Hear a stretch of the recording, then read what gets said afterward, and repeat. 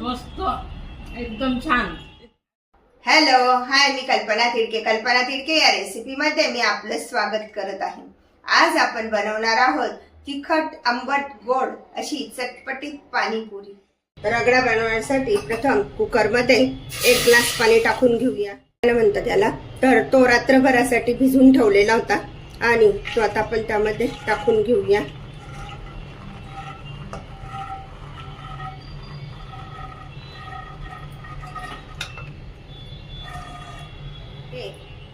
दोन बटाटे पण टाकून घेत आहोत।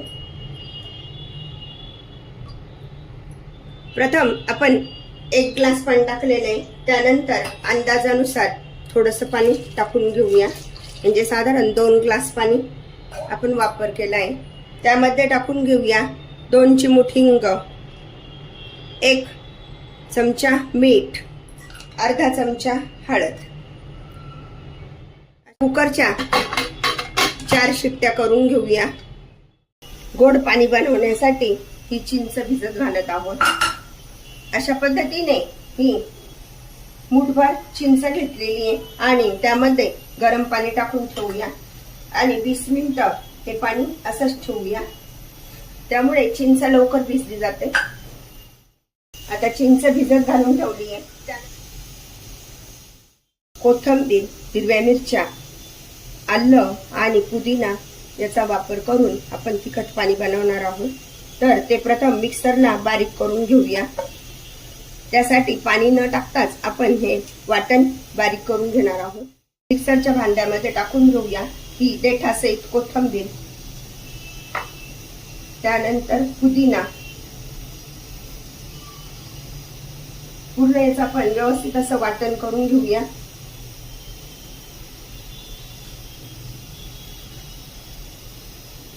त्यामध्ये टाकून घेऊया आलं आणि हिरव्या मिरच्या। हिरव्या मिरच्या आपल्या आवडीनुसार टाकायच्या आहे। जर तुम्हाला कमी तिखट लागत असेल तर मग थोडंसं हिरवी मिरचीचं प्रमाण कमी करायचं। त्यामध्येच टाकून घेत आहे 1 लिंबू। 1 लिंबाचा रस टाकलेला आहे। आता हे पाणी न टाकताच मिक्सरला बारीक वाटून घेऊया। अशा पद्धतीने हा पुदिना छान असा बारीक झालाय, तो गाळणीने आता गाळून घेऊया। हे तिखट पाणी करण्यासाठी जो पुदिना आणि ते वापरले तर ते गाळून घेऊया। अशा पद्धतीने गाळणीच्या मदतीने पूर्ण चोथा व्यवस्थित असा वर राहतो। हे पाणी गाळून घेत आहोत।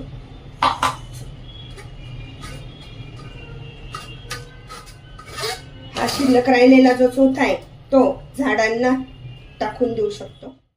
वाटण तयार झालेले आहे आणि त्यामध्ये आपण ज्या प्रमाणानुसार पाणी हवंय त्या प्रमाणानुसार पाणी टाकलेलं आहे। अजून आपण त्यामध्ये 1 ते 2 ग्लास पाणी टाकून घेऊया। त्यामध्ये आपण 2 ग्लास पाणी टाकून घेतलेलं आहे। 1 चमचा मीठ, जिरे पावडर, चाट मसाला, काळं मीठ, धने पावडर, हिंग आणि पाणीपुरीचा मसाला। अशा प्रकारचं हे साहित्य आपण आता त्यामध्ये टाकून घेणार आहोत। आता सर्व मिक्स करूया छानपैकी।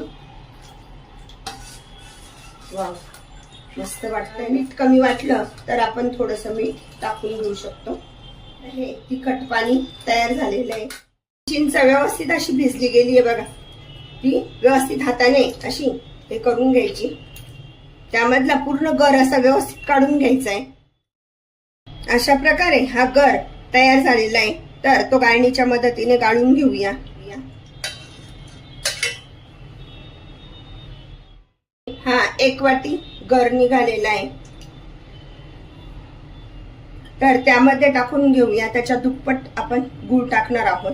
गूळ असा व्यवस्थित चाकूच्या मदतीने कापून घ्यायचा आहे आणि तो त्यामध्ये टाकूया। हे चिंचाचा जो गर आहे तो आणि गूळ गॅसवर ठेवलाय। मग अशी 1 वाटी गूळ टाकला होता आणि आता हा 2री वाटी गूळ पण आपण त्यामध्ये टाकून घेत आहोत आणि व्यवस्थित हलवून घ्यायचंय। आपल्याला त्याचा पाक नाही बनवायचा आहे, फक्त गूळ वितळेपर्यंतच गॅसवर ठेवायचं आहे। म्हणजे चांगली उकळी आली पाहिजे आणि त्यामधला कच्चेपणा पण कमी झाला पाहिजे। छान अशी उकळी आली आहे, तर त्यामध्ये टाकून घेऊया काळे मीठ, साधे मीठ, लाल तिखट, काळी मिरी पावडर, नंतर चाट मसाला आणि थोडीशी जिरे पावडर, अशा प्रकारचं हे साहित्य त्यामध्ये आपण टाकून घेणार आहोत आणि छान अशी उकळू द्यायचंय. मस्त सगळा मसाला छान असा लागला पाहिजे. वाव, मस्त दिसतंय ना एकदम.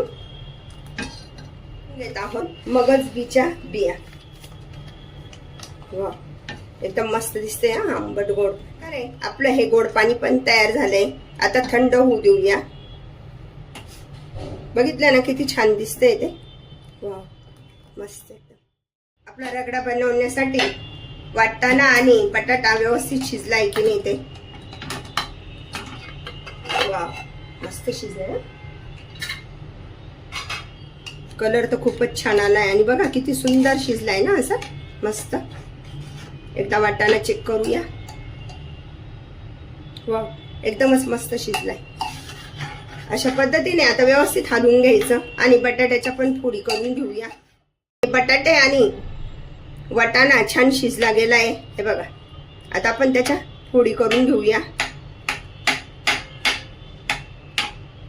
याला वेगळं करायची काही गरजच नाहीये. चालू करून आणि बटाटा पण छान असा हे करून घेतलाय, कुच करून घेतलाय. त्यामध्ये आवडीनुसार कांदा टाकायचा आहे. जर समजा जास्त आवडत नसेल तर थोडासा कांदा टाकायचा.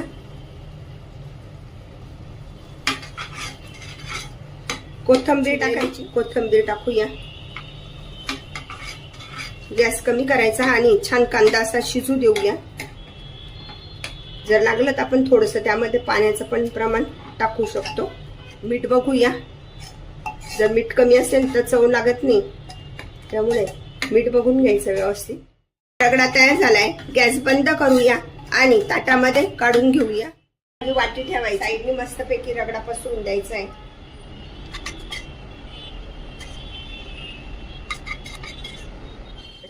तिखट पाणी तयार झालेलं आहे आणि यामध्ये पण 2 ग्लास पाणी टाकून अशा प्रकारचं हे गोड पाणी तयार झालेलं आहे. अशा प्रकारचं हे बॅटर तयार करून आपण कितीही दिवस ठेवू शकतो. अशा प्रकारचं हे गोड पाणी तयार करून ठेवायचं आहे. त्यानंतर त्यामध्ये टाकून घेऊया आपण प्रमाणानुसार बुंदी. खारी बुंदी टाकायची आहे, आपल्या आवडीनुसार टाकायची आहे, जशी लागेल तशी. अशा प्रकारे घरच्या घरीच आपले ही पाणीपुरी खाण्यासाठी तयार झालेली आहे. बघा किती छान दिसते ना. अशा प्रकारे तोंडाला पाणी आणणारी घरच्या घरीच बनवूया पाणीपुरी. अशा प्रकारची पाणीपुरी तुम्ही पण बनवा आणि मला मात्र कळवा कशी झाली आहे ते. लाईक आणि सबस्क्राईब करायला विसरू नका. पुन्हा आपण भेटूया नवीन रेसिपीसह. थँक्यू.